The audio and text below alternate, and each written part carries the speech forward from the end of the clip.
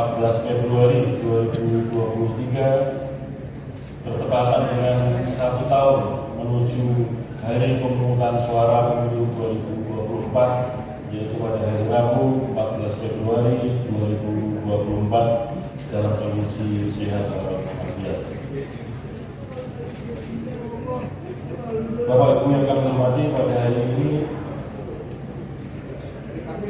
kita bersama-sama hadir di sini dalam rangka untuk menyegarkan semangat kita dalam rangka untuk 1 tahun menuju hari pemungutan suara pemilu 2024 yang ditandai dengan peluncuran kirap dari 7 titik di seluruh penjuru Indonesia, nanti secara estafet dari kabupaten kota yang titik dimulainya kirap itu secara bergiliran estafet sampai menyambung, dan nanti di akhirnya pada bulan November akan sampai di ibu kota, di kantor pusat.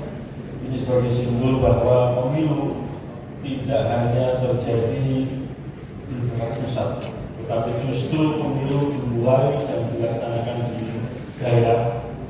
Semua anggota DPR, calon-calon yang akan berkompetisi itu pemilih konstituen suara berasal dari daerah. Saya kira ini penting sebagai simbolis bagi kita semua bahwa masyarakat kita yang pemilih itu berada di daerah. Yang kedua, Ibu Bapak yang hormati, tema yang kita angkat bersama-sama dalam rangka 1 tahun menuju hari pemungutan suara adalah pemilu sebagai sarana integrasi bangsa. Kita memahami bahwa pemilu pilkada adalah arena konflik yang dianggap sah dan legal untuk meraih kekuasaan dan mempertahankan kekuasaan. Namun demikian, desain disertakan ini kalau kita timbang-timbang, kita analisis, kita kaji, nampaknya dapat digunakan sebagai sarana integrasi bangsa. Suasana kebatinan kita pasca pemilu 2024 yang ada pemilihan sosial nampaknya masih terasa sampai sekarang, dan kita bersama-sama berusaha untuk menyatukan kembali bangsa Indonesia justru melalui pemilu. Mengapa demikian? Karena sebagaimana pengalaman pemilu 2019, nanti pemilu 2024 yang coblosannya digelar pada hari Rabu 14 Februari 2024 itu secara bersamaan rakyat Indonesia akan memilih presiden, wakil presiden, akan memilih calon anggota DPR RI, provinsi, kabupaten kota, dan DPD. Sebagaimana kita ketahui, pasangan calon presiden itu diusulkan, didaftarkan oleh partai politik atau gabungan partai politik. Di sisi yang lain, partai politik pada saat yang bersamaan juga berkompetisi untuk meraih simpati, meraih suara, bahkan untuk meraih kursi di DPR sesuai dengan tingkatannya. Pengalaman yang lalu ada pasangan calon 1, pasangan calon 2. Di satu sisi partai politik bersama-sama dalam waktu bersamaan berkompetisi untuk meraih suara, tetapi pada saat yang sama masing-masing punya koalisi yang punya calon presiden yang sama, sehingga secara alamiah masing-masing partai politik yang berada dalam satu koalisi yang sama itu punya mekanisme untuk mengerem sesama partai politik karena punya pasangan calon presiden yang sama. Situasi itu terjadi lagi di 2024. Yang membedakan adalah pada pemilu 2024 pada tahun yang sama digelar pilkada serentak untuk memilih 37 gubernur. Walaupun provinsi kita ada 38, tapi ada satu daerah yang tidak ada pilkada secara langsung, yaitu daerah istimewa Jakarta. Demikian juga akan digelar pilkada di 514 kabupaten kota. Kalau coblosan 14 Februari 2024 untuk melakukan pemilu nomor 7 2017 dalam jangka waktu sekitar 35 hari ke depan atau sekitar akhir Maret 2024 sudah dapat diketahui partai apa dapat suara berapa, dapat kursi berapa, juga di mana. Dengan begitu akan kita ketahui partai mana yang dapat mengajukan secara mandiri calon-calon. Berdasarkan pilkada, partai dapat mencalonkan dan memiliki kursi di DPR minimal 2% dari jumlah kursinya. Tapi tidak semua partai bisa mencapai itu. Maka kemudian secara alamiah pula kalau ingin menggunakan kesempatannya mau tidak mau harus bergabung berkoalisi dengan kawan-kawan partai yang lain. Dengan demikian dalam waktu yang tidak terlalu lama yang semula partai-partai berkompetisi untuk meraih suara sebagai lawan politik katakanlah demikian, kemudian dalam pilkada kemudian mencari kawan untuk berkoalisi. Bisa jadi koalisi dalam pilkada sama, bisa jadi berbeda dengan koalisi dalam pencalonan presiden.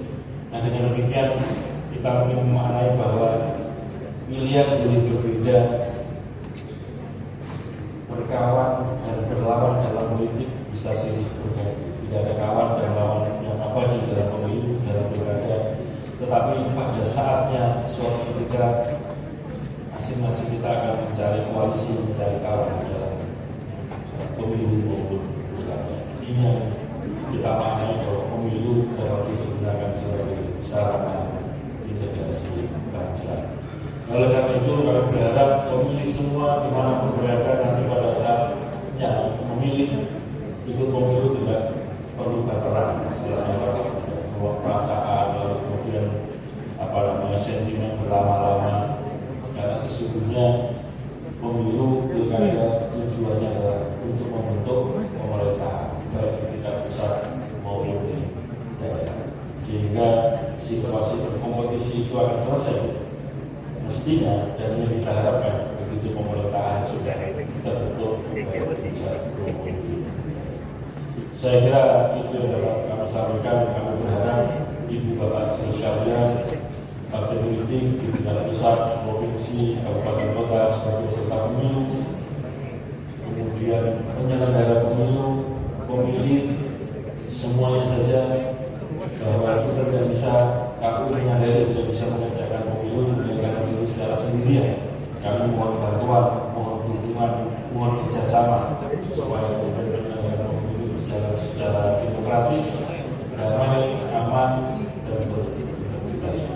Mohon nanti kesediaan Bapak Ibu sekalian kita bersama-sama membacakan ikrar bersama bahwa kita yang komitmen untuk menjaga pemilu kita ini dalam rangka menjaga persatuan atau integrasi.